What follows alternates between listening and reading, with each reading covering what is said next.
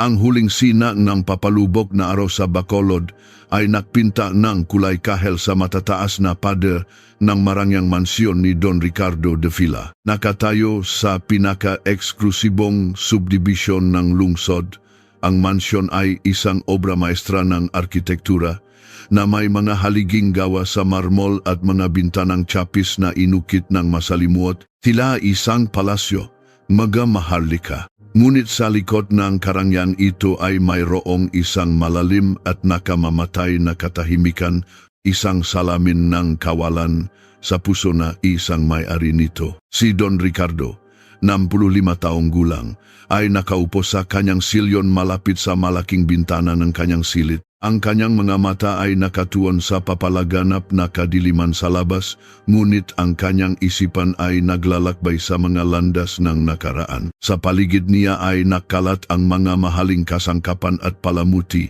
ngunit sa malawak na silid na iyon, walang sinumang nakikinig sa kanya o nagtatanong kung kamusta na siya. Tanging ang larawan ng kanyang yumaong asawa, si Isabel, na nakasabit sa dingding ang kanyang tahimik na kasama. Mula nang pumanaw si Isabel, ang tahanang ito na dating puno ng halahat ng mga bata at sigla ng mga pagdiriwang ay naging isang malamig na istruktura na lamang ng bato at semento. 40 taon ng kanyang buhay ang ibinuhos ni Don Ricardo, dugot pawis ang ipinuhunan upang itayo ang isang malawak na imperyo ng tela at kasuotan.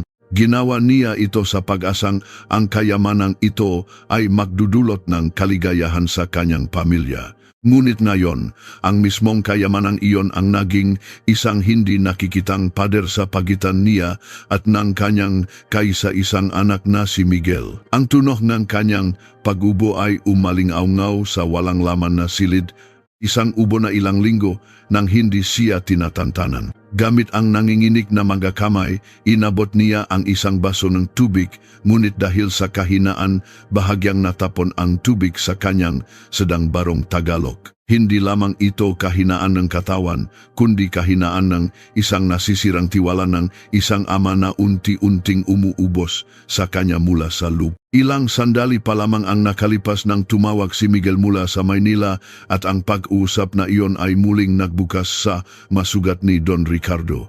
Umaasa siyang kakamustahin ng anak ang lumalalang kalusugan ng ama. Marahil ay sasabihin nitong uwi siya mula Maynila papuntang Bacolod.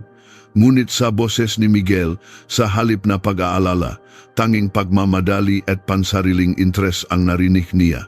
Diretso itong nagtanong tungkol sa huling habilin at mga dokumentong ari-arian na parabang ang kanyang ama ay hindi isang tao kundi isang kahadiyero na ang susi ay sabik niyang hinihintay. Nang banggitin ni Don Ricardo ang kanyang karamdaman, walang pakundangang sinabi ni Miguel na abala siya at nakausap na niya ang doktor. Huwag kayong mag-alala sa pera, tay, sabi nito. Pera, iyon na lamang ang salitang naglalarawan sa kanilang relasyon ngayon, na parabang ang halaga ng dugong nananalaytay sa kanila ay sinusukat na sa kapal ng naparang papel. Napuno ng pagkasuklamat sa manalub ang puso ni Don Ricardo. Naramdaman niyang ang imperyong binuo niya sa buong kabataan niya ang siyang mismong lumumpo sa kanyang anak. Si Miguel ay hindi na ang inosenteng bata na dating kumakapit sa kanyang daliri. Sa halip, sa ilalim ng kinang ng Maynila at ng impluensya ng kanyang asawang si Angela, tuluyan na siyang nagbago. Si Angela, nasa paghahangad sa modernong pamumuhay, ay kinalimutan na ang kanyang napinakmulan, ay kinumbinsi si Miguel na ang matandang buhay sa Bacolod at ang matandang ama ay hindi nababagay sa kanilang high-class na lipunan. Alam ni Don Ricardo na mahal ni Angela ang kanyang pera, ngunit kinasusuklaman ang kanyang pagkatao. Ang mapait na katotohanan ito ay parang isang malaking bato na nakadagan sa kanyang dibdib na nagpapahirap sa kanyang pahinga. Ang papel ba ang isang ama ay naging isang ATM machine na lamang. Bigla, may kumatok ng marahan sa pintong silid at pumasok ang kanyang matagal ng kaibigan at legal na tagapayo, si Attorney Santos. Si Ati, Santos ay hindi lamang kanyang abogado kundi isa sa ilang taong nakakakilala kay Don Ricardo mula pa noong naglalako lamang siyang tela sakay ng bisikleta sa Divisoria. Nang makita ang yukong likod ni Don Ricardo at ang kalungkutang bumabalot sa kanyang mukha, agad na naunawaan ni Ati Santos na ang problema ay higit pa sa karamdaman ng katawan. Ito ay sakit ng kalooban. Umupo siya sa tabi ni Don Ricardo at marahang inilagay ang kamay sa kanyang balikat. Kahit walang salitang namutawi, ang katahimikan sa pagitan ng dalawang matandang magkaibigan ay nagsabi ng lahat. Tumingin si Don Ricardo kay Ati Santos gamit ang namamasang mga mata at sinabi sa garalgal na boses na nais na niyang ilipat ang lahat ng kanyang ari-arian sa pangalan ni Miguel upang sa paraang ito man lang ay manatiling konektado sa kanya ang anak kahit na ang koneksyon na iyon ay sa papel na lamang. Huminga ng malalim si Ati Santos at habang nililinis ang kanyang salamin ay nagsabi ng isang napakaseryosong bagay. Ipinaliwanag niya kay Don Ricardo na ang pagbibigay ng lahat sa isang tao ng hindi sinusubok ay hindi lamang kamangmangan kundi maari ring makasama sa taong iyon. Ginamit niya ang makasabihan at kwentong bayan bilang halimbawa na nagsasabing ang tunay na tagapagmana ay hindi ang nagpapahalaga sa ari-arian kundi sa magprinsipyo at pagpapahalaga. Nagpahayag ng pagdududa si Ati Santos na kung matatanggap nina Miguel at Angela ang lahat ng walang paglilingkod o sakripisyo, baka hindi sila mag-atubiling iwan si Don Ricardo sa isang home for the aged. Mapait ang mga salitang iyon, parang isang palasong may lason, ngunit alam ng puso ni Don Ricardo na may halo itong katotohanan. Iminungkahi ni Ati Santos na bago pirmahan ang huling habilin, dapat pumunta muna si Don Ricardo sa Maynila nang hindi nakpapaalam at tingnan mismo kung ano talaga ang tunay na damdamin ng kanyang anak at manugang para sa kanya. Sa una ay nag-alinlangan si Don Ricardo sa ideya dahil ang kanyang puso bilang ama ay puno pa rin ng pagmamahal sa anak. Naisip niya, tama bang subukin ang sarili mong kadugo? Hindi ba ito isang tanda ng kawalan ng tiwala? Ngunit bigla niyang naalala ang malamig na boses ni Miguel na binalewala ang kanyang karamdaman. Isang digmaan ang naganap sa kanyang kalooban. Sa isang panig ay ang bulag na pagmamahal ng isang ama at sa kabilang panig ay ang makatotohanang pananaw ng isang taong may karanasan. Sa huli, ang matinding pagnanais na malaman ang katotohanan ay nanaig sa pagmamahal.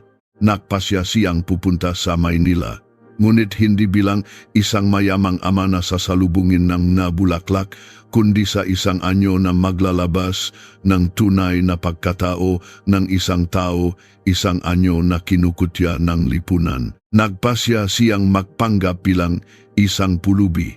Hindi madali ang desisyong ito, hindi lamang ito pagpapalit ng damit, kundi pagbura sa kanyang buong pagkakakilanlan at dangal. Ang pinakarespetadong negosyante sa buong Negros na yuyukuan ng matao ay mag-aanyong isang pulubing nababalot sa alikabok at dumi.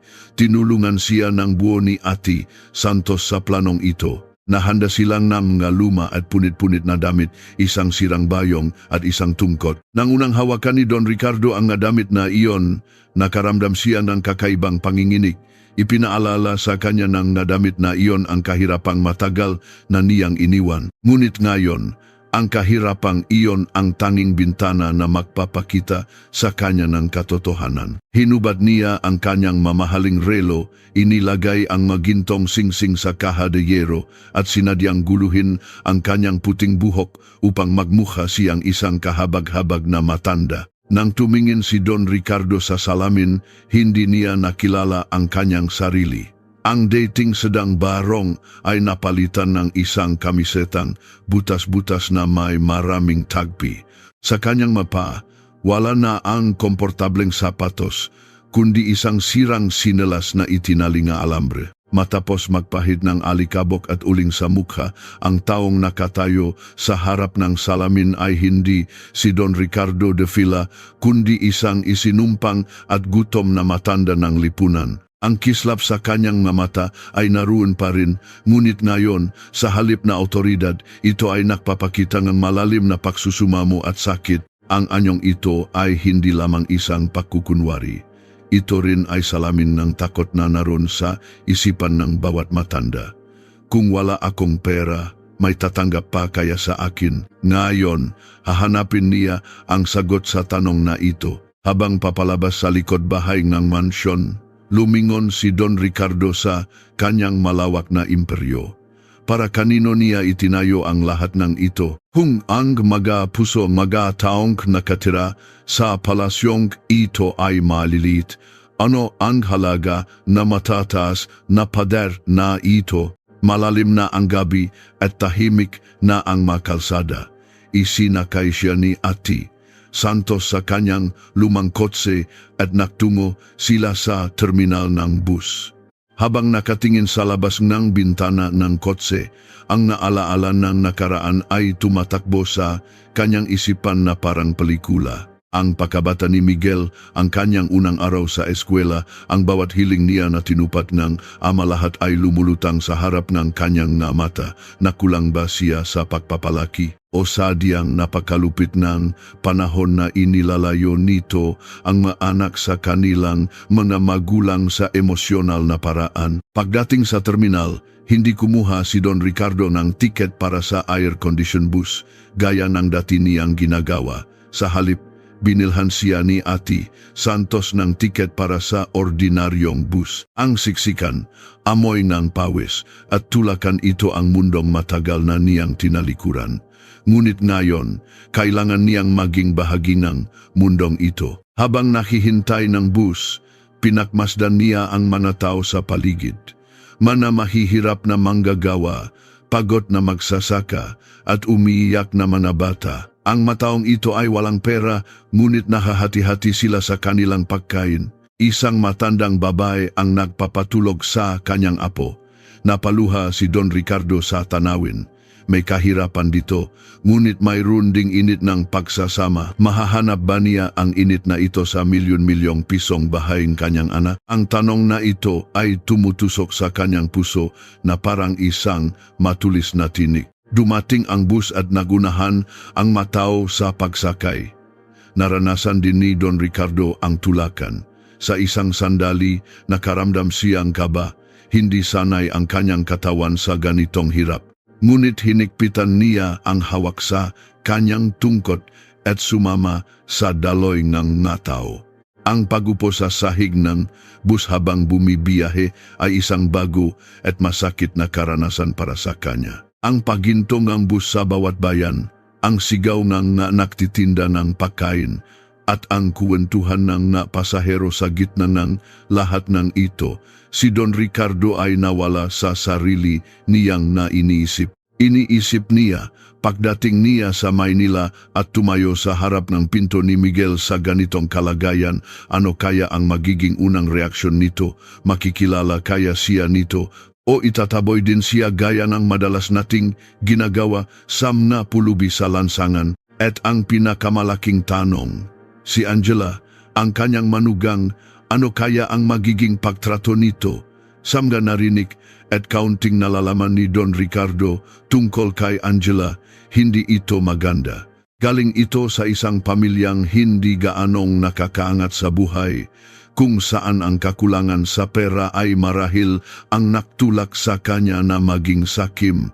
Mula nang ikasal sila, tuluyan na niyang kinontrol si Miguel.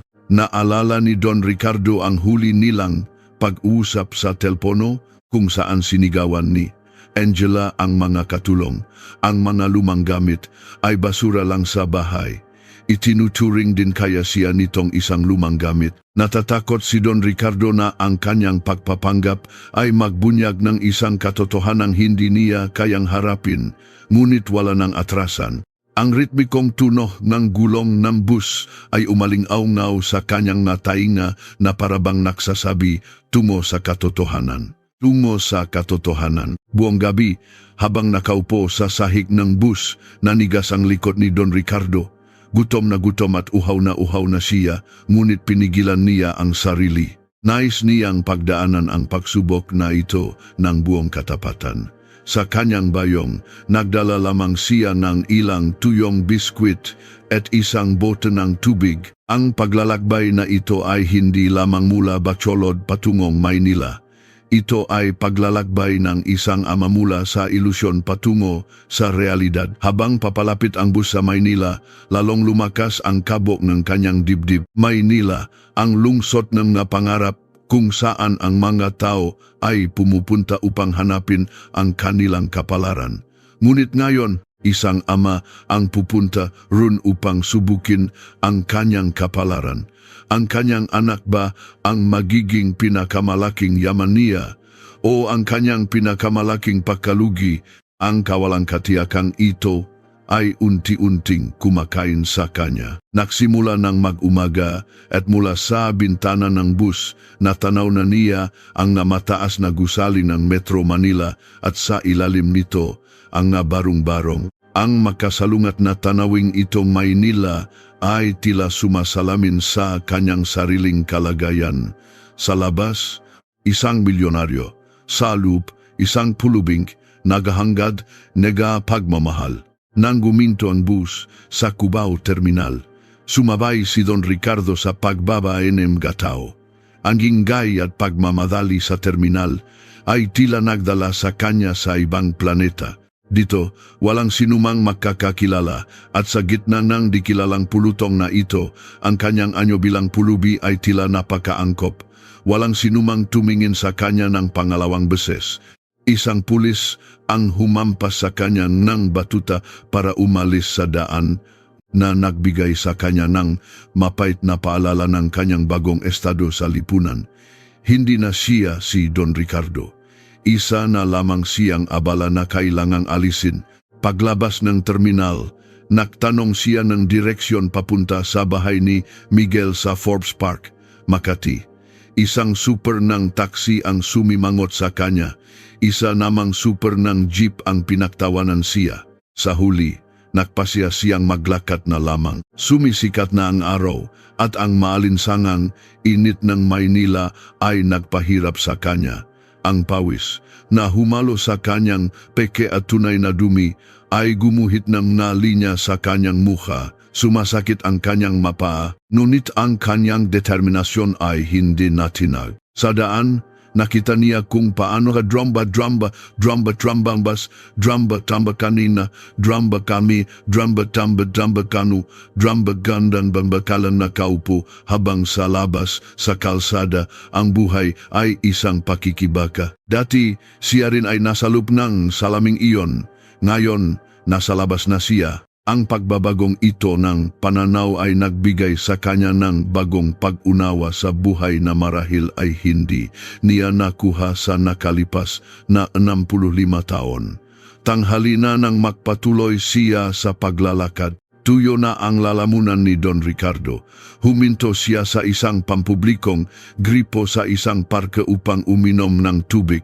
Dun, isang batang lalaki, marahil isang namumulot ng basura, ang lumapit at inalok sa kanya ang kalahating ng tinapay nito. Tumulo ang luha mula sa mga mata ni Don Ricardo. Ang taong walang-wala ay handang magbigay, habang ang mga taong mayroon ng lahat ay marahil nag-isip kung paano pagkukuha. Hinaplos niya ang ulo ng bata, tahimik na binasbasan ito at nagpatuloy sa paglakad. Malapit na ang kanyang patutunguhan.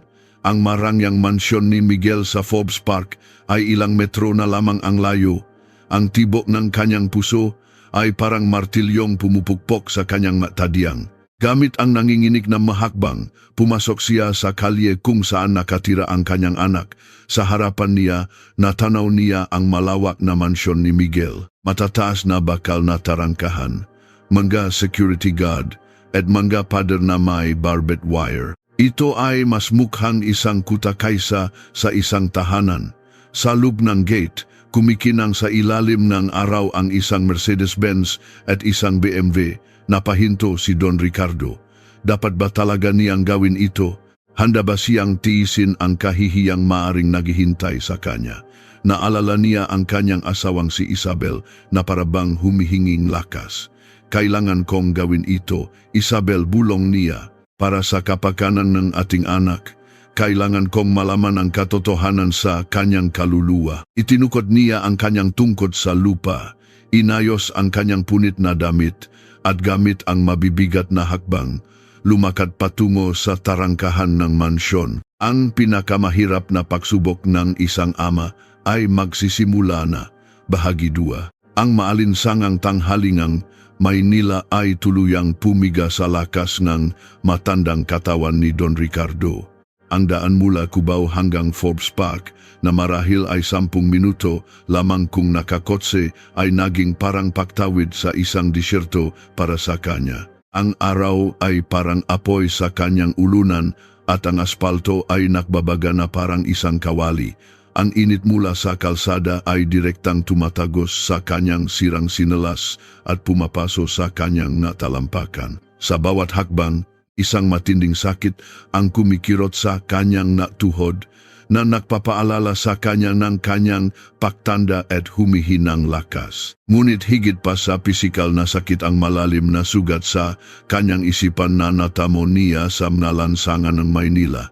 Dito, lahat ay nagmamadali, abala sa kani-kanilang na mundo. Walang sinuman ang may panahong huminto para tulungan ang isang matandang lalaki o kahit man lang bigyan siyang daan. Ilang beses siyang ginulat ng busina ng humaharurot na sasakyan. Minsan, muntik na siyang matumba ng isang mamahaling motorsiklo ang dumaan ng napakabilis sa kanyang tabi.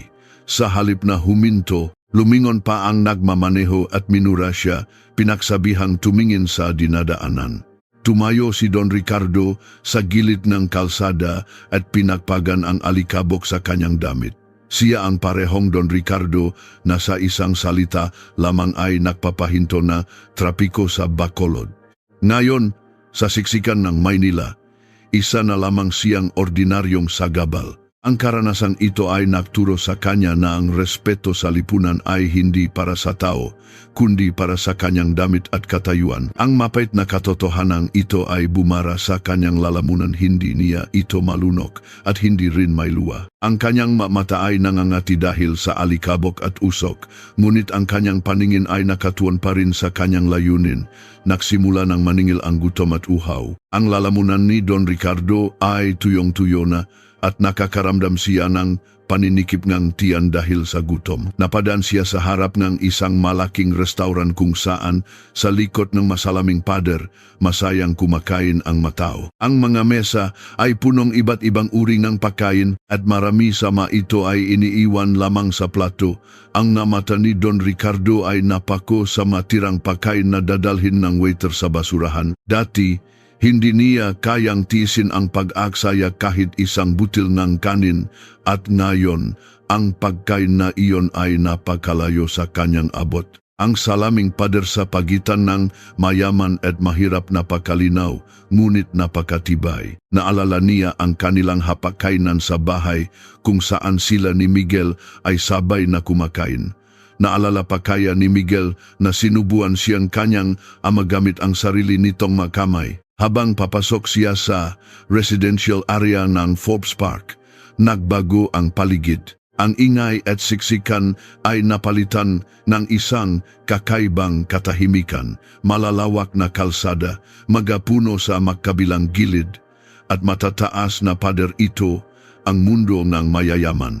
Maging ang hangin dito ay may ibang amoy, marahil ay pinahalong mamahaling pabango at alimom ng dagat. Ngunit ang katahimikang ito ay lalo pang nagpahirap kay Don Ricardo. Dito, bawat bahay ay sarado na parang isang kuta, matataas na tarangkahan, mga security guard at CCTV camera. Tila bawat bahay ay sumisiga, bawal pumasok ang mga tagalabas. Sa Bacolod, ang mapintong kanilang bahay ay laging bukas. Ang mabisita ay tinatanggap na parang Diyos. Ngunit dito, ang isang bisita ay itinuturing na isang banta.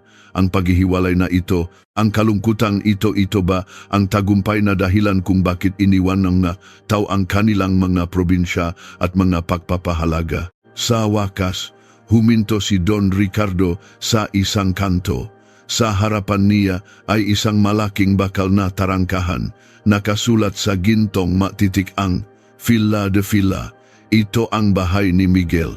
Sa isang iglap, napigil ang hininga ni Don Ricardo. Nakita na niya ang bahay na ito sa mga larawan, ngunit sa katotohanan, ito ay mas marangya at nakakatakot. Ang 3 palapag na gusali ay gawa sa puting marmol. Napapalibutan ng hardin na may mga imported na bulaklak. Sinuman ay mahahalina sa karangyaan nito, ngunit para kay Don Ricardo, isang kahungkagan lamang ang kanyang nakikita. Ito ay hindi isang tahanan, kundi isang monumento ng kayabangan. Tumingin siya sa guardhouse sa tabi ng tarangkahan kung saan isang unipormadong guwardiya ang nakatayong alerto. Hinigpitan ni Don Ricardo ang hawak sa kanyang tungkot at ipinagpatuloy ang kanyang nanginginig na hakbang. Nang makita ng guwardiya ang isang matandang pulubi na papalapit sa tarangkahan, agad itong naging alerto. Malinaw sa kanyang nga mata ang pagdududa at pagkasuklam. Hindi pa man nakakalapit si Don Ricardo nang iwinagaywe ng guwardiya ang kanyang kamay. Senyales na huminto. Ang kanyang boses ay may parehong kabastusan na maririnig sa mga lansangan ng lungsod. Hoy, Lo, anong kailangan mo? Sinong nakpapasok sa'yo dito? Tanong niya sa matigas na boses. Sinubukan ni Don Ricardo na kontrolin ang kanyang boses, ngunit dahil sa pagod at uhaw, naging garalgal ang kanyang nasalita. Gusto ko sanang makausap si Sir Miguel, sabi niya sa mahinang boses. Malakas na tumawa ang guwardiya, para bang narinig niya ang pinakanakakatawang biro sa buong mundo. Hindi nakikipag-usap si Sir Samna Pulubi. Umalis ka na dito, utos niya ng may pang-alipusta. Ang kahihiyang ito ay mas masakit pa sa latigo para kay Don Ricardo.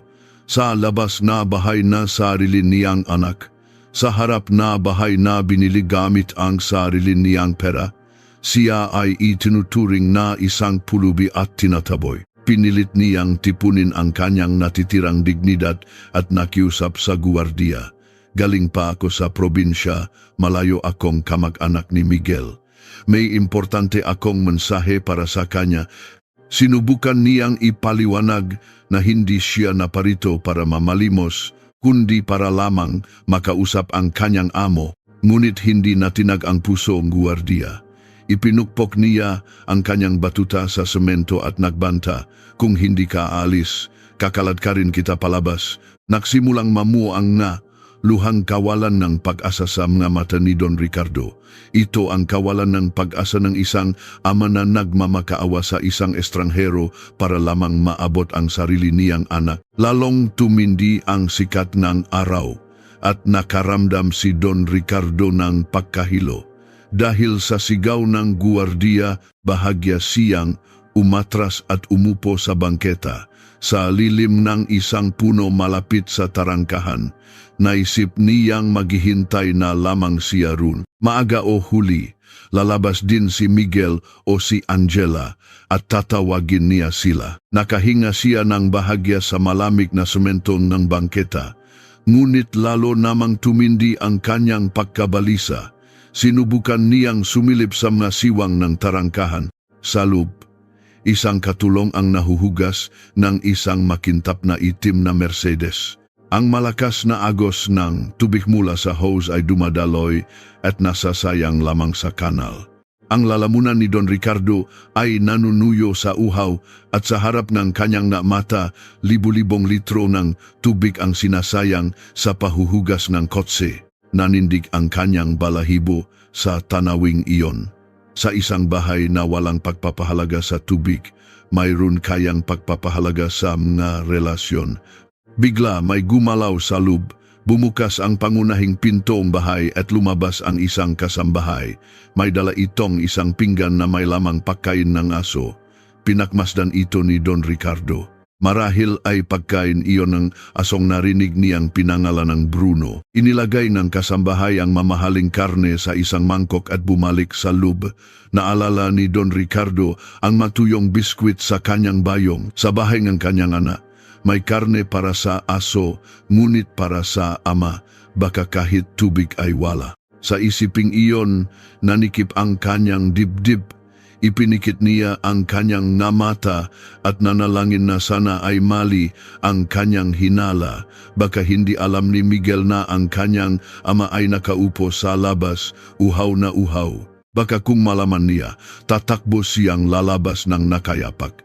Ang maliit na sinak ng pag-asang ito ang nakpanatili sa kanya roon. Lumipas ang oras. Hapon na, ngunit hindi umalis si Don Ricardo sa kanyang kinaupuan. Ang madumaraan ay tumitingin sa kanya, ang ilan ay inakalang baliw siya, ang ilan ay pulubi. Isang maawaing naglalakad ang naghagis ng 2 pisong barya sa harap niya. Tiningnan ni Don Ricardo ang barya na kumikinang sa ilalim ng araw. Hindi niya ito pinulot. Nagpapanggap siyang pulubi ngayon, ngunit hindi siya naging pulubi. Buhay pa rin ang kanyang dangal. Paulit-ulit siyang tinitignan ng guwardiya, marahil ay nagtataka kung bakit hindi pa umaalis ang matanda. Nakpasya si Don Ricardo na hindi siya aalis nang hindi sila nakikita, kahit naabutin pa siya ng magdamag doon. Ito ay pagpupumilit ng isang ama na gustong gawin ang huling pagsubok bago tuluyang mawala ang kanyang anak. Bigla, isang malaking sasakyan ang bumusina at huminto sa tarangkahan. Isa itong pulang sports car. Agad na tumakbo ang guwardiya, sumaludo at binuksan ang tarangkahan. Kumabok ng malakas ang dibdib ni Don Ricardo. Nandiyan na kaya si Miguel, sinubukan niyang tumayo, ngunit namanhit na ang kanyang nabinti. Nanginginig siyang tumayo at lumakat patungo sa sasakyan. Ang magabintana ng sasakyan ay may maitim na salamin, kaya hindi makita kung sino ang nasa loob. Dahan-dahang pumasok ang sasakyan. Naglakas loob si Don Ricardo na sumigaw, "Miguel, anak!" Ngunit ang kanyang mahinang boses ay nalunod sa ingay ng makina ng kotse at sa likod ng nasaradong bintana. Pumasok ang sasakyan at muling naksara ang tarangkahan. Tiningnan siya ng guwardiya ng may galit at ivinasiwas ang batuta. Nakbabantang masasaktan siya kung lalapit pa ulit sa sasakyan. Bumalik si Don Ricardo sa ilalim ng puno. Ngayon, sigurado na siyang hindi magiging madali ang laban na ito. Hindi lamang ito tungkol sa pagpasok sa tarangkahan. Ito ay tungkol sa pagiba sa pader na itinayo ni Miguel sa pagitan niya at ng kanyang nakaraan. Napakatindi na ng kanyang uhaw na halos hindi na niya matiis. Kinuha niya ang boteng tubig mula sa kanyang bayong, ngunit 2 lago na lamang ang natitira. Ininom niya ang mainit na tubig na hindi nakapawi sa kanyang uhaw. Nabasa lamang ang kanyang nalabi. Sumisikip ang kanyang tiyan sa gutom. Naisip niyang humingi ng kaunting tubig sa guwardiya, ngunit dahil sa ugali nito, nag-alinlangan siya. Ang taong ayaw makipag-usap, magbibigay pa kaya ng tubig. Sa pintuan ng ari-arian ng sariling tagapagmana, isang ama ang nagdurusa para sa bawat patak ng tubig. Nagsimula nang lumubog ang araw sa kanluran at humaba na ang mga anino. Bumalik sa isipan ni Don Ricardo ang mga alaala ng nakaraan. Naalala niya noong bata pa si Miguel at nilalagnat. Buong gabi siyang nagbabantay, naglalagay ng basang bimpo sa noo nito. Kapag humihingi ng tubig si Miguel, tatakbo siya para kumuha. Ngayon, ang Miguel na iyon ay nasa isang malaking mansyon, ngunit wala siyang panahon para sa kanyang ama. Ito ba ang karma na sinasabi ng tao? Mayroon ba siyang nagawang pagkakamali nang hindi sinasadya na ngayon ay pinakbabayaran niya? O ito ba ang epekto ng modernong panahon, kung saan ang mga relasyon ay nakabase na lamang sa interes? Isang patak ng luha ang dumaloy mula sa kanyang nga mata, gumuhit ng isang linya sa alikabo sa kanyang pisngi. Bigla, tumunog ang intercom at pumasok ang guwardiya sa kanyang kubo para makipag-usap. Naging alerto si Don Ricardo. Nagsasalita ang guwardiya sa isang maam. Opo, maam, may isang matanda po, kaninang umaga pa nakaupo. Sabi, kamag-anak daw ni Sir. Ayaw umalis. Opo, maam, papaalisin ko na po ngayon. Ibinabangang guwardiya ang telepono at kinuha ang kanyang batuta, lumakad patungo kay Don Ricardo. May isang masamang ngiti sa kanyang mukha. Hoy, tanda, tayo na, utos ni maam, walang limos dito, kung ayaw mong tawagin ko ang pulis. Umalis ka na. Naunawaan ni Don Ricardo na nakita na siya ni Angela marahil sa pamamagitan ng kamera. Ngunit sa halip na tanungin kung sino siya, diretso siyang nag-utos na paalisin siya. Ang kalupitang ito ay tumagos sa puso ni Don Ricardo. Ngayon, nawala na ang pasensya ni Don Ricardo. Hindi siya naparito para umuwi na kahiya-hiya. Tumingin siya ng diretso sa mga mata ng guwardiya. Sa kanyang tingin, mayroong isang kapangyarihan na nakmumula sa matao ng pamumuno. Sa isang iglap, natigilan ang guwardiya. Hindi ako alis hanggat hindi ko siya nakikita, matatak na sabi ni Don Ricardo. Sabihin mo sa amo mo, may dumating na nakakakilala sa kabataan ni Miguel. Nagalit ang guwardiya, hinawakan niya ang braso ni Don Ricardo at sinubukang kalatkarin. Ang luma niyang damit ay lalo pang napunit. Bitiwan mo ako, sigaw ni Don Ricardo. Sa kanyang boses, mayroong sakit at galit. Umasa siyang maririnig siya sa loob ng bahay. Iyon na ang kanyang huling pag-asa. Sa gitnang kaguluhan, muling bumukas ang pangunahing pinto ng mansyon. Ngayon hindi isang katulong, kundi si Angela mismo ang lumabas. Nakasuot siya ng isang magarang western dress, may malalaking salamin sa mata at hawak ang isang cellphone. Kitang-kita sa kanyang mukha ang pagkainis. Tumayo siya sa beranda at sumigaw, "Anong eksena? Yan, guard. Sabi ko alisin mo yan. Hindi mo kayang handlein ang isang pulubi?" Tiningnan ni Don Ricardo si Angela. Ito pala ang kanyang manugang. Maganda, ngunit may katigasan sa mukha. Inalis niya ang kanyang kamay mula sa pagkakahawak ng guwardiya at lumapit. Anak, hindi sinasadyang lumabas sa kanyang bibig. Nagulat si Angela sa salitang iyon, ngunit agad ding bumalik ang pagkasuklam sa kanyang mukha, mas malalim pa kaysa dati. Anak, nang uyam niyang sabi, ang kapal ng mukha mong tawagin akong anak. Kayong mga hampas lupa, kung ano-anong paraan ang naisip ninyo para makapamalimos. Tumingin siya sa matanda. Wala kaming charity dito. Kung kailangan mong pra, sa iba ka pumunta. Nadurog ang puso ni Don Ricardo. Itinaas niya ang kanyang nanjinjinig na magakamay. Hindi ako naparito para umingi ni pera. Naparito ako para makita si Miguel. Galing pa ako ni Bacolod. Nang marinig ang pangalan ng Bacolod, bahagyang kumunot ang no ni Angela, ngunit agad din niya itong itinago. Inakala niyang marahil ay isang dating katulong ito na humihingi ng tulong. Wala si Miguel. At kahit nandito siya, hindi siya nakikipag-usap sa mga tulad mo, malamig niyang sabi. Hindi, sumuko si Don Ricardo. Lumapit pa siya sa tarangkahan, kumapit sa mga bakal na rehas. Maghihintay ako.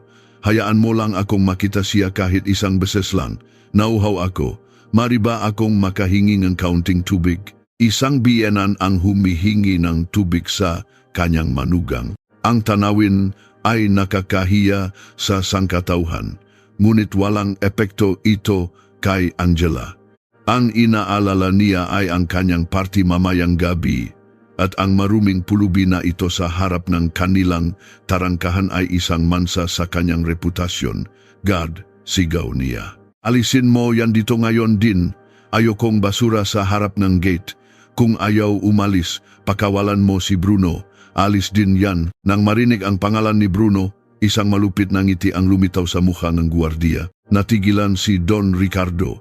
Totuba ang narinig niya, ang kanyang manugang ay magpapakawala ang aso para sa kanya, isang tao, isang matanda, at isang hayop ang gagamitin laban sa kanya, ito ang sukdulan ng kalupitan. Tumingin si Don Ricardo sa mga mata ni Angela, umaasang may natitira pang kaunting awa.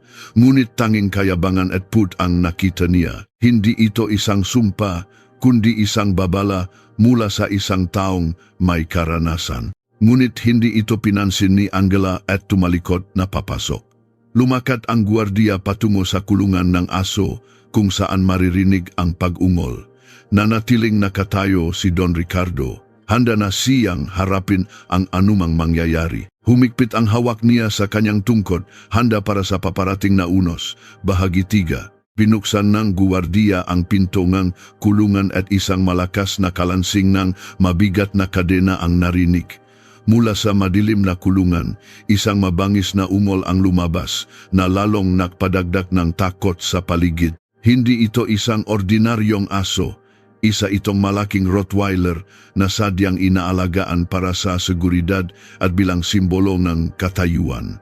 Ang pangalan niya ay Bruno at ang kanyang laki ay may hahalin tulad sa isang maliit na leon. Ang kanyang mapupulang mata at nakalawit na dila ay sapat na para manginig ang sinuman. Maraming pagsubok na ang hinarap ni Don Ricardo sa kanyang buhay. Marami na siyang tinalong katunggali sa negosyo, ngunit ang hamon na nasa harapan niya ngayon ay hindi kayang lutasin ng lohika o talino. Hindi lamang ito pag-atake ng isang hayop, ito ay pag-atake ng kayabangan ng kanyang sariling manugang. Niluwagan ng guwardiya ang kadena at si Bruno ay sumugod palabas ng kulungan na parang isang palaso. Mula sa itaas balkonahe pinapanood ni Angela ang lahat. Sa kanyang mukha ay mayroong isang malupit na kasiyahan. Akala niya ay isang laro lamang ito, isang paraan para takutin ang isang mahirap. Hindi niya naisip kung gaano kamapanganib ang larong ito. Sige, Bruno, habulin mo, sigaw niya, na parabang nagpaparusa sa isang magnanakaw. Dahil sa utos ng amo, lalo pang naging agresibo ang aso. Diretso itong tumakbo patungo kay Don Ricardo. Itinaas ni Don Ricardo ang kanyang lumang tungkot. Ngunit ano ang laban ng mahinang kahoy na iyon sa napakalaking hayop? Nanginginig ang kanyang magakamay hindi sa takot, kundi sa sakit ng kataksilan. Ang anak na binilhan niya ng lahat ng kaligayahan sa mundo, ngayon, ang aso ng bahay nito ang susunggap sa kanya. Ang kabalintunaang ito ay napakalalim na yumanik sa kaluluwa ni Don Ricardo. Tumalon ng malakas si Bruno at direktang bumangga sa dibdib ni Don Ricardo. Hindi kinaya ng mahinang katawan ni Don Ricardo ang impact at bumagsak siya ng patihaya sa matigas na semento. Tumilapon ang kanyang tungkod. Kinagat ng aso ang kanyang kanang braso gamit ang malalakas nitong panga. Isang matinis na sigaw ang kumawala sa lalamunan ni Don Ricardo na tumagos sa katahimikan ng eksklusibong subdivision. Bumaon ang mga ngipin sa kanyang laman at bumulwak ang dugo. Maging ang gwardiya ay bahagyang natakot. Akala niya ay tatakutin lang ng aso ang matanda, ngunit si Bruno ay nasa mood para manghuli. Daing nang daing si Don Ricardo sa sakit. Sinubukan niyang itulak ang aso, ngunit bumibigay na ang kanyang lakas. Ang isa niyang kamay ay mahigpit na nakahawak sa kanyang lumang bayong na parabang iyon na ang kanyang huling panangga. Ilang tao sa kalsada ang huminto, ngunit walang sinumang naglakasloop na lumapit. Ganyan sa mga lugar ng mayayaman. Lahat ay nanonood, ngunit walang nag-alok ng tulong. Nakabulakta si Don Ricardo sa sahig, naghihingalo, nababalot sa alikabok at dugo. Punit-punit na ang kanyang damit. Nag-iwan ng malalalim na kalmot ang makuko ng aso sa kanyang dibdib. Parang awan niyo na, awatin niyo siya, sigaw ni Don Ricardo sa sakit. Ang kanyang boses ay wala ng galit, tanging pagdurusa na lamang ng isang walang magawang matanda. Nakatayo pa rin si Angela sa balkonahe, ngunit ngayon, nawala na ang ngiti sa kanyang mukha. Bigla niyang napagtanto na lumampas na sa hangganan ang sitwasyon. Nang makita ang dugo, natakot na rin siya, ngunit pinipigilan siya ng kayang-kayabangan na bumaba. Sa gitna ng kaguluhan, nasunggab ng aso ang bayong ni Don Ricardo at malakas itong hinila. Ang luma at marupok na tela ay hindi nakayanan ang lakas at napunit na may malakas na tuno. Lahat ng laman ng bayong ay kumalat sa kalsada. Ilang tuyong biskwit, isang walang lamang bote ng tubig at ilang piraso ng basahan. Ngunit kasama ng naito, isang makapal na asul na folder at ilang sobre ang nahulog din. Umihip ang malakas na hangin at tinangay ang nga papel. Hindi ito na ordinaryong papel. Mga makakapal na dokumento ito na may mga selyo ng gobyerno. Tinangay sila ng hangin malapit sa tarangkahan at sa ilalim ng gulong ng Mercedes ni Angela. Sinusubukan ng guwardiya na hilahin ang aso na ngayon ay ibinubunton ang galit sa mga punit na piraso ng bayong. Napansin ni Angela ang gimaga lumilipad na papel. Isang papel ang lumipad at bumaksak mismo sa tabing ng tarangkahan. Mayroong isang bagay doon na nakakuha ng kanyang atensyon. Hindi ito mukhang ordinaryong basura. Dahil sa kuryosidad o marahil para ayusin ang sitwasyon, tumakbo siya pababa. Hirap na hinila ng guwardiya si Bruno at dinala ito pabalik sa kulungan. Naiwan si Don Ricardo na nakahandusay sa sahig. Mabigat ang pahinga at dumudugo ang braso. Binaliwala siya ni Angela at pinulot ang papel na lumilipat sa hangin. Nang mabasa niya ito, parang gumuho ang mundo sa kanyang paanan. Isa itong dokumento ng paglilipat ng ari-arian na nakakahalaga ng 5 bilyong piso. At sa pinakataas, sa malalaking titik, nakasulat ang pangalan, Don Ricardo de Villa. Napatulala si Angela. Gamit ang nanginginig na makamay, pinulot niya ang isa pang papel. Isa itong huling habilin at testamento. At pagkatapos, napansin niya ang isang lumang larawan na nahulog mula sa bayong at nabalot sa putik. Pinulot niya ito at nilinis. Sa larawan, isang binatang lalaki ang may kargang isang maliit na bata. Ang binatang iyon ay walang iba kundi ang pulubing ito na nakahandusay at duguan sa harap niya. At ang bata iyon ay walang iba kundi ang pulubing ito na nakahandusay at duguan sa harap niya.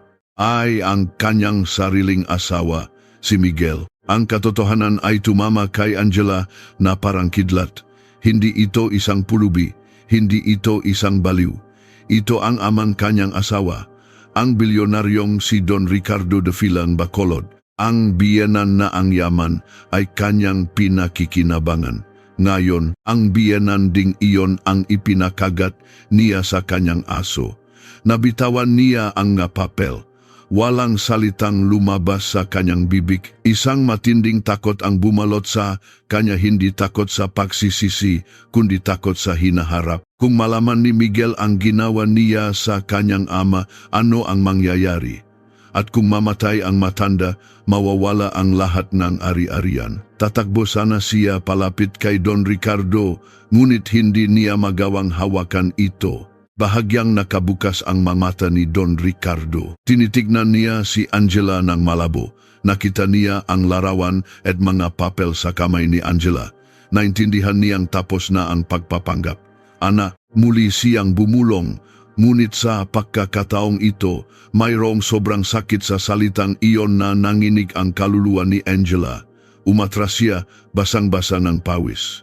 Sumigaw siya sa guwardiya na tumawag ng ambulansya, ngunit ang boses niya ay naipit sa kanyang lalamunan. Bigla, narinig ang paginto ng isang pamilyar na sasakyan sa tarangkahan. Umuwi na si Miguel mula sa kanyang meeting. Nasa sarili siyang mundo, marahil ay humuhuni ng isang kanta. Nang pumasok ang sasakyan, direktang tumama ang ilaw nito sa madugong eksena. Nakpreno si Miguel at biglang huminto ang sasakyan.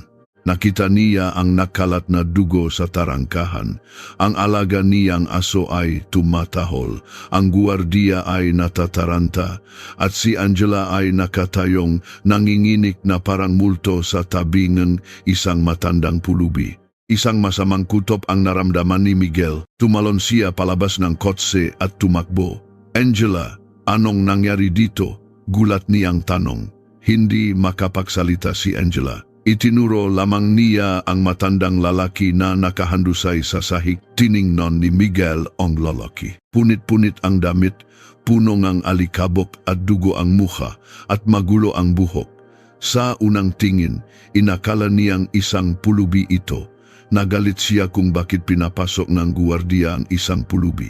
Ngunit napansin niya ang napapel sa sahig, De Villa Textile, Bacolod. Nang mabasa ang pangalang iyon, nanlambot siya, yumuko siya at tiningnang maigi ang mukha ng lalaki. Sa ilalim ng magpatong ng dugo at dumi, ang mapamilyar na katangian, ang mga matang kilalang-kilala niya. Nawalan ng lakas si Miguel, napaluhod siya, tatay.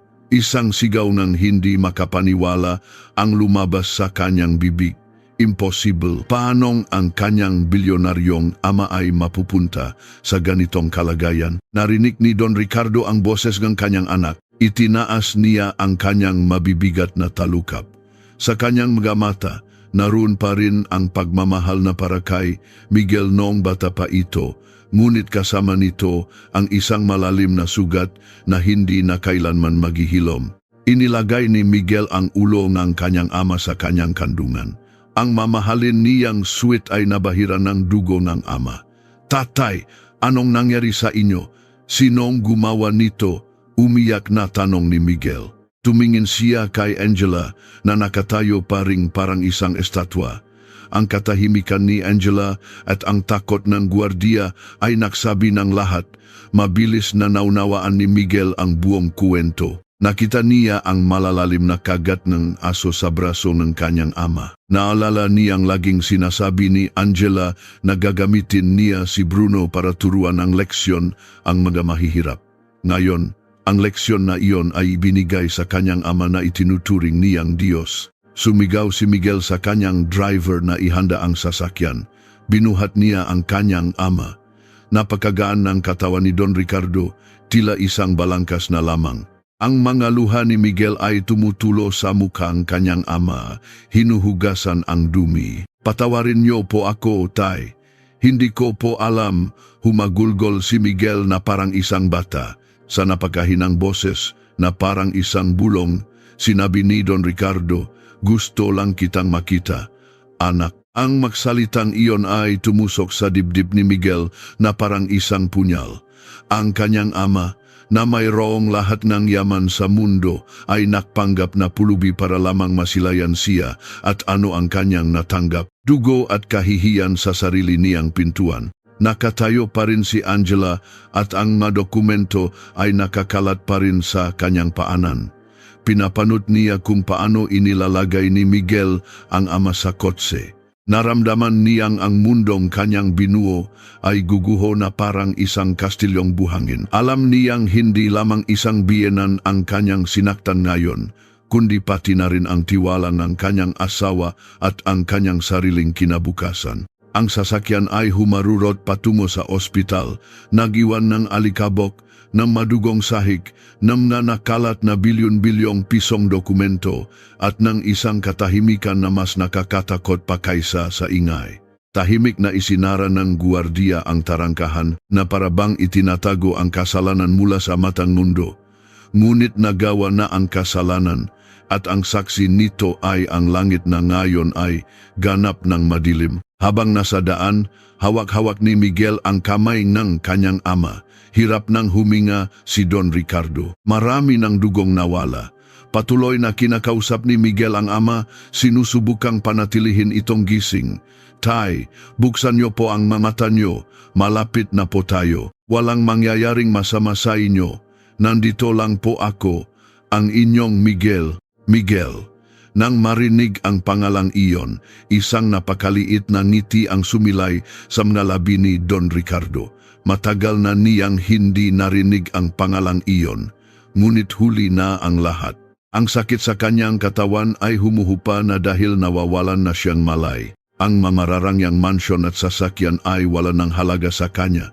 Tanging isang bagay ang nasa kanyang isipan. Napakapait pala ng katotohanan at napakamahal ng pagsubok sa isang relasyon. Sa emergency room ng hospital, Habang dinadala sa stretcher, muling hinigpitan ni Don Ricardo ang hawak sa kamay ni Miguel. Mayroon itong kakaibang lakas. May gusto siyang sabihin, ngunit ang kanyang boses ay natakpan ng oxygen mask. Pinalibutan siyang na doktor at pinigilan si Miguel na pumasok. Nagsara ang pinto ng ICU at ang pulang ilaw sa itaas nito ay tumutusok sa mga mata ni Miguel. Napaupo siya sa sahig, nakasandal sa pader. Ang kanyang kamay ay punong dugo ng kanyang ama. Tinitingnan niya ang mga kamay na iyon at nasusuklam. Akala niya may bibigay niya sa kanyang ama ang lahat ng kaligayahan sa mundo, ngunit ngayon ibinigay niya rito ang sakit na hindi mailalarawan kahit sa impyerno. Ilang sandali pa, dumating din si Angela sa kanyang kotse. Takot na takot at balisa, lumapit siya kay Miguel. Miguel, pakinggan mo ako. Hindi ko alam na. Tumingin si Miguel sa kanya. Ang nag-alab na apoy sa kanyang mata ay sumunog sa mga salita ni Angela sa kanyang lalamunan. Walang sinabi si Miguel. Hindi siya sumigaw o nanakit. Ngunit ang kanyang tahimik at malamig na tingin ay mas masahol pa kaysa sa isang parusang kamatayan para kay Angela. Naunawaan ni Angela na ang linyang kanyang tinawid ay wala ng balikan. Tahimik siyang tumayo sa isang sulok, nakatitig sa pulang ilaw na magdidikta ng kanilang kapalaran. Bahagi 4. Ang matapang na amoy ng lisol at gamot sa pasilyo ng ospital ay sumasakal kay Miguel. Nakaupo siya sa isang bakal na upuan sa labas ng operating room. Ang kanyang ulo ay nakasubsob sa kanyang mga palad. Ang dugo ng kanyang ama sa kanyang damit ay tuyo na at kulay kape na, isang ebidensya ng isang karumal-dumal na krimen. Bawat lumilipas na sandali ay parang isang siglo. Paulit-ulit na umikot sa kanyang isipan ang eksena. Ang pag-atake ni Bruno, ang sigaw ng kanyang ama, at ang walang magawang tingin nito bago ito mawalan ng malay. Tinatanong niya ang sarili, bakit siya naging ganito kabulag? Bakit hindi na niya nakilala ang sarili niyang ama? Ang kinangbangang paraang tuluyang bumulag sa kanya. Sa dikalayuan, nakatayo si Angela, nakasandal sa pader. Namumutla siya at kinakagat ang kanyang kuko. Ang takot niya ay hindi dahil sa posibleng pagkawalan ng asawa o pag-alala sa buhay ng biyenan.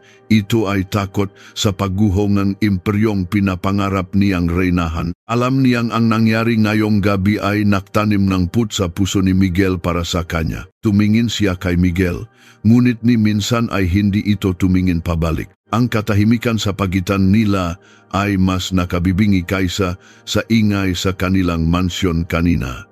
Sa unang pagkakataon, napagtanto ni Angela na maaring mabili ng ang lahat, ngunit hindi nito mabibili ang kapayapaan ng loob na kailangan niya ngayon. Bigla, may narinig silang mabilis na yabag mula sa dulong pasilyo.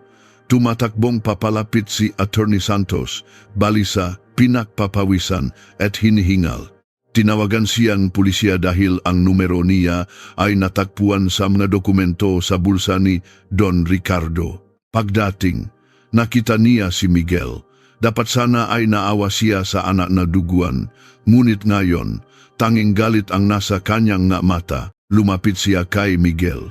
Inalok ang kanyang balikat at sinabi sa malakas na boses, "Anong ginawa mo, Miguel? Ang ama na naksunong kanyang kabataan para palakihin ka, tinanggap mong dugo." Umalingaw-ngaw ang kanyang boses sa buong pasilyo. Tumingin si Miguel kay Ati Santos gamit ang kanyang namumulang na mata. Nanginginig ang kanyang labi. "Hindi ko po alam, Tito. Totoo po, hindi ko alam." Humagulgol siya na parang bata. "Bakit po siya nakdamit pulubi? Bakit hindi niya sinabi sa akin?" Ang tanong ni Miguel ay nagpapakita ang kanyang kamangmangan at pagsisisi. Binitawan siya ni Ati Santos at tumingin sa malayo ng may pagkasuklam. Ibinagsak niya ang kanyang portfolyo sa upuan dahil gusto niyang malaman kung ikaw ba ang mahal mo o ang pera niya. Gusto niyang malaman kung wala siyang pera, bibigyan mo pa ba siya kahit isang basong tubig? At ngayon, nakuha na niya ang kanyang sagot. Miguel, isang napakalupit na sagot, napatulala ang lahat sa mga salita ni Ati. Santos, si Angela na hanggang ngayon ay tahimik, ay nanginig sa takot. Kaya pala, isa itong pagsubok. At sa pagsubok na iyon, hindi lamang siya bumaksak, kundi sinubukan pa niyang patayin ang nagbibigaying pagsusulit. Tiningnan ni Ati Santos si Angela ng matalim. Alam niyang maring mahina si Miguel, ngunit si Angela ang tunay na ugat ng lason. Nakpakawala ka ngaso sa taong nakdala ng bilyon-bilyong pisong testamento para sa inyo, mapait na sabi ni Ati Santos. Ang bayong na pinunit ng aso mo, naglalaman iyon ng papeles na naglilipat ng lahat ng ari-arian sa pangalan ninyo. Naparito siya para ibigay ang lahat, at ang kinuha ninyo ay ang kanyang buhay. Natigilan si Miguel. Napaluhod siya at sinimulang iuntok ang kanyang ulo sa pader. Wala akong kuwentang anak, dapat sa impyerno ako, sigaw niya. Nawawala na siya sa sarili. Naalala niya kung paano siya humihingi ng mga laruan sa kanyang ama nung bata pa siya at hindi kailanman ito tumanggi. At ngayon, nang dumalaw ang kanyang ama, hindi lamang niya ito nakilala, hindi pa niya ito naipagtanggol. Ang apoy ng pagsisisi ay sumusunok sa kanya mula sa loop. Bumukas ang pinto ng operating room at lumabas ang isang doktor. Tinanggal niya ang kanyang mask, seryoso at pagod ang kanyang mukha. Agad na lumapit sina Miguel at Ati Santos. Doc, kamusta po ang tatay ko? Nagmamakawang tanong ni Miguel. Huminga ng malalim ang doktor. He's out of danger, but his condition is very critical. Malalalim ang mga sugat na natamo niya. Naputol ang mga ugat sa kanang braso at maraming dugo ang nawala. It's a miracle he's alive, considering his age. Ngunit higit pa sa pisikal na pinsala, ang trauma ay nakaapekto sa kanya mentally. Napakahina ng kanyang puso. Nakahinga ng maluwag si Miguel, ngunit hindi tumigil ang kanyang pag-iyak. Gusto ko po siyang makita, Doc. Hayaan niyo po akong humingi ng tawad. Hahawakan ko po ang mga paa niya. Lumakad siya patungo sa pinto ng ECU, umasang yayakapin siya ng kanyang ama gaya ng dati. Ngunit itinaas ng doktor ang kanyang kamay at pinigilan si Miguel. Naging seryoso ang kanyang mukha. I'm sorry, Mr. De Fila. The patient is conscious, but he has given clear instructions to the police and hospital administration. Ayaw niyang makita ang sinuman sa kanyang pamilya. Lalo na kayong asawa mo. Ang mga salitang iyon ay parang tinunaw na salamin na ibinuhos sa tainga ni Miguel. Hindi po yan totoo. Tatay ko po siya. Maari siyang magalit pero hindi niya ako tatanggihan. Umiling ang doktor. Sinabi niya na kapag sinuman sa inyo ang pumasok sa kanyang silid, magpapakamatay siya. Iyon ang mahigpit niyang bilin. Ang pagtangging ito ay mas masahol pa sa parusang kamatayan para kay Miguel. Ang isang ama na ayaw makita ang mukha ng sarili niyang anak, ito ang pinakamalaking sumpa sa mundo. Natigilan si Miguel na parabang naging bato ang kanyang napa. Si Angela na nakikinig sa likod ay napaupo sa saig. Ngayon, sigurado na siyang tapos na ang laro. Wala ng tawad at wala ng pera. Ang pintuan kung saan nila itinaboy ang ama ay ngayon sarado na sa kanilang namuha. Ang gulong ng karma ay umikot na. Nakiusap si Ati Santos sa doktor at pinayagan siyang pumasok. Tumingin muna siya kay Miguel na ngayon ay mukhang isang buhay na patay at pumasok sa EKU. Ang tanawin sa loob ay nakakadurok ng puso. Nakahiga si Don Ricardo, punong benda ang katawan. Ang kanyang kamay na naktayo ng isang imperyo ay ngayon nasa isang makapal na cast. May oxygen mask sa kanyang mukha. Tumingin siya sa kisame, blanco, na parabang wala ng natitirang pagnanais na mabuhay. Lumapit si Ati Santos at hinawakan ang kanyang malusok na kamay. Lumingon si Don Ricardo at dalawang patak ng luha ang dumaloy mula sa kanyang nga mata. Tinangka niyang alisin ang oxygen mask. Sa napakahinang boses, sinabi niya, sabi ko sayo, Santos, kailangang subukin. Basag na ang ilusyon ko, kaibigan. Patay na ang anak ko. Ang nasa labas ay isang negosyante lamang. Napaluwa si Ati. Santos, labanan mo to, Ricardo. Magsisi si Miguel. Umiling si Don Ricardo. Para saan pa ang pagsisisi kung pinutol mo na ang puno? Wala na akong samanloob sa kanya. At wala na ring inaasahan. Ihanda mo ang bago kong testamento. Sabihin mo sa pulis, ayokong magsampang ng kaso. Ayokong gawing sirko ang pagpapalaki ko sa kanya. Iuwi mo na lang ako sa Bacolod, sa bahay ko. Alam ni Ati Santos na pinal na ang desisyon ni Don Ricardo. Maaring nasira ang kanyang katawan, ngunit ang kanyang dangal ay matatag pa rin.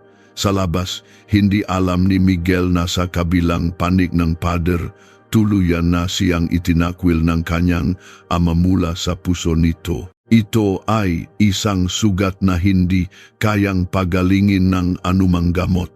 Sumisikat na ang araw, ngunit para kina Miguel at Angela, ito ang simula ng isang mahaba at madilim na gabi.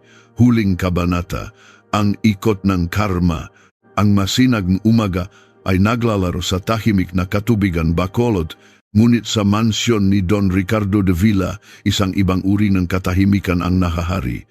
Mula nang makauwi mula sa ospital, tuluyan nang inihiwalay ni Don Ricardo ang kanyang sarili sa mundo. Nahihilom na ang makasugat sa kanyang katawan, ngunit ang sugat sa kanyang kaluluwa ang naktulak sa kanya sa isang bagong direksyon. Nakaupo siya sa dati niyang silyon, ngunit ngayon, ang kanyang mata ay mayroon ng determinasyon. Sa harap niya, nakaupo si Ati Santos, hawak ang magabagong dokumento. Huminga ng malalim si Don Ricardo, isang senyales na oras na para isulat ang huling kabanata, isang kabanatang nakabatay sa batas ng karma. Sa Maynila, ang mansyon ni na Miguel ay naging parang isang sementeryo. Sa loob ng isang buwan, tuluyang nakbago ang kanilang mundo. Ipinatigil ni Don Ricardo ang lahat ng kanilang credit card at bank account. Ang nabayarin sa kuryente ay hindi nababayaran. Ang sahot ng nakatulong ay naantala. At ang guwardiyang naktaboy kay Don Ricardo ay sinibak na. Ang kayabangan ni Angela ay naging alabok. Wala na silang para sa mga party o shopping. Hinihintay na lamang nila ang tawag na magdidikta ng kanilang kinabukasan.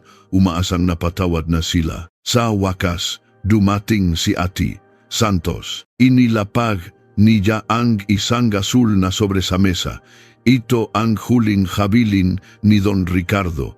Hindi na ito mababago. Nanginginig na binuksan ni Miguel ang sobre. Habang binabasa nila ito, namutla sila. Ang nakasulat doon ay hindi isang testamento, kundi salamin ng kanilang maginawa. Inilaan ni Don Ricardo ang 90% ng kanyang 5 bilyong pisong yaman sa Isabel de Villa Charitable Trust, isang pundasyong tutulong sa edukasyon ng mga ulila at pangangalaga sa mga matatanda. Magpapatayo ito ng ma-ospital at ampunan kung saan libre ang serbisyo para sa mahihirap. Ngunit ang tunay na dagok ay ang susunod. Hindi sila tuluyang inalisan ng mana, ngunit ang kondisyon ay mas masahol pa sa isang parusa. Ayon sa testamento, sina Miguel at Angela ay makakatanggap ng buwanang sustento na 25,000 piso, 22,000 lamang. Ngunit hindi nila ito makukuha ng nakaupo lang. Para makuha ito, kailangan nilang maglingkod ng 8 oras araw-araw sa isang home for the aged na pinamamahalaan ng trust. Aalagaan nila ang mga matatanda, lalabhan ang kanilang damit at papakainin sila. Higit pa rito, ang kanilang mansyon sa Forbes Park ay gagawing isang ampunan. Sila ay papayagang manirahan sa likod, sa maliit na servants' quarters kung saan dating nakatira ang kanilang nakatulong. Sumigaw si Angela, "Hindi ako titira sa kwartong katulong. Hindi ko gagawin yan." Tahimik lamang si Miguel. Naunawaan niyang hindi para ang ipinarusa sa kanya ng ama, kundi ang sitwasyon. ibinigay sa kanya ang buhay na ipinagkait niya sa kanyang ama, isang buhay ng kawalan at pag-asa sa iba. Binigyan sila ni Ati Santos ng 24 oras para magdesisyon. Kung hindi, pati ang servants' quarters ay kukunin sa kanila. Ang masumunod na araw ay naging impyerno. Kinuhang bangko ang kanilang mga sasakyan. Ang kanilang mga kaibigan ay hindi na sumasagot sa kanilang mga tawag. Kumalat na ang balita sa lipunan. Ayan yung babaeng nagpakagat ng biyanan sa aso, bulungan ng matao. Ang asong si Bruno ay kinuha ng City Pound. Dahil sa gutom at kahihiyan, napilitan silang sumuko. Tinanggap nila ang mga kondisyon. Ang paglipat mula sa mansyon patungo sa maliit na kwarto sa likod ay mas masahol pa sa kamatayan. Ang kanilang unang araw sa Home for the Aged ay isang bangungot. Si Miguel, na hindi pa nakapag-angat ng sariling basong ng tubig, ay nahuhugas na ngayon ng pinakainan ng matatanda. Si Angela naman ay nagmamasahe at naglalaba ng maruruming damit. Bawat sandali ay isang paalala. Marami sa mga matatandang inaalagaan nila ay pinalayas din ng kanilang mga anak. Sa kanilang mga panakikita ni Miguel ang mukha ng kanyang ama, lumipas ang panahon. Ang mga kamay nina Miguel at Angela na dati makikinis ay naging magaspang na, nawala na ang kinis sa mukha ni Angela. Ngunit ang hirap na ito ay nagdulot ng pagbabago. Unti-unting natutuklap ang balat ng kanilang kayabangan. Isang araw, habang pinapakain ang isang matandang may sakit, napayak si Miguel. Pinunasan ng matanda ang kanyang naluha at binasbasan siya. Sa unang pagkakataon, naramdaman ni Miguel ang kapayapaan sa paglilingkod. Naalala niya ang laging sinasabi ng kanyang ama. Ang tunay na kaligayahan ay nasa pagbibigay, hindi sa pagtanggap. Sa Bacolod, ganap ng malusok si Don Ricardo. Nagbukas siya ng isang maliit na paralan sa kanyang hardin para sa mga mahihirap na bata. Ang kanilang halahak ang pumuno sa katahimikang dating sumasakal sa kanya. Nang mabalitaan niyang tapat ng naglilingkod sina Miguel at Angela, isang ngitingang kasiyahan ang sumilay sa kanyang mukha. Ang layunin ng parusa ay hindi para sirain ang isang tao, kundi para gawin siyang tao muli, sabi niya kay Ati Santos. Isang gabi habang nakaupo si Don Ricardo sa tabing ng dagat, tumunok ang kanyang telepono. Si Miguel, matagal niyang tiningnan ang screen. Sinagot niya ito ngunit hindi nagsalita. Sa kabilang linya, tanging pagiyak ang maririnig. Tay, patawarin niyo po ako, basak na sabi ni Miguel. Naintindihan ko na po, hindi ko kailangan ng pera, kayo po ang kailangan ko. Pwede po ba akong makita kayo, kahit isang beses lang? Wala nang yabang sa kanyang boses, tanging pagsusumamo ng isang anak. Namasa ang mga mata ni Don Ricardo, ngunit alam niyang kailangan pa ang panahon para tuluyang maluto ang putik. Pinigilan niya ang kanyang naluha at sinabi sa mabigat na boses, Miguel, mahaba ang daan ng pagsisisi. Anak, kailangan mo pang maglalakad. Sa araw na maramdaman mo ang sakit ng iba bilang sarili mong sakit, hindi mo na kailangang pumunta sa akin. Ako mismo ang mararamdaman mo. At ibinaba niya ang telepono. Hindi ito kalupitan. Ito ay pagmamahal ng isang guro. Lumipas ang mataon. Ang Isabel de Villa Trust ay naging isa sa pinakamalaking organisasyong pangkawanggawa sa bansa. Sina Miguel at Angela ay naging kaluluwa ng Home for the Aged. Ang pagmamahal ng mga matatanda ang naging tunay nilang yaman. Nang malapit na ang katapusan ni Don Ricardo, ipinatawag niya si Ati Santos at sinabi ang kanyang huling kahilingan. Nang mabalitaan ito ni Miguel at Angela, sumakay sila sa ordinaryong bus patungong Bacolod, gayang ginawa ni Don Ricardo noon. Pagdating nila sa mansyon, nagagaw buhay na ang matanda. Dumapa si Miguel sa kanyang paanan at inilagay ni Angela ang kamay ng ama sa kanyang ulo. Tiningnan sila ni Don Ricardo gamit ang malabong mamata. Nakita niyang simple na ang kanilang mga damit, ngunit may liwanag sa kanilang mga mukha. Nakita niyang ang kanyang anak ay hindi na isang sir, kundi isang tunay na tao. Ngumiti si Don Ricardo at inilagay ang kamay sa ulo ni Miguel. Ang tunay kong tagapagmana, ngayon lang dumating, pulong niya. Ito ang kanyang mahuling salita. Sa kanyang libing, dinaluhan siya ng buong lungsod. Nang sindihan ni Miguel ang apoy, naramdaman niyang kasamang nasusunog doon ang kanyang dating mapagmataas na pagkatao. Walang bilyon-bilyong piso siyang minana, ngunit ang natanggap niya ay higit pa roon. Dignidad at isang buhay na may kahulugan. Hindi na bumalik sina Miguel at Angela sa Maynila. Nanatili sila sa Bacolod at ipinagpatuloy ang proyektong sinimulan ni Don Ricardo. Sa gabi, upo si Miguel sa lugar kung saan dati umupo ang kanyang ama, titingin sa dagat at isipin kung gaano kakaiba ang matematika ng buhay. Noong gusto niyang angkinin ang lahat, nawala sa kanya ang lahat, at noong nawala na sa kanya ang lahat, natakpuan niya ang tunay na kahulugan ng buhay. Ang ikot ng karma ay nakumpleto na. Pumanaw si Don Ricardo de Fila, ngunit nag-iwan siya ng isang pamanang hindi gawa sa bato, kundi sa pagkatao, at iyon ang pinakadakilang tagumpay ng isang ama.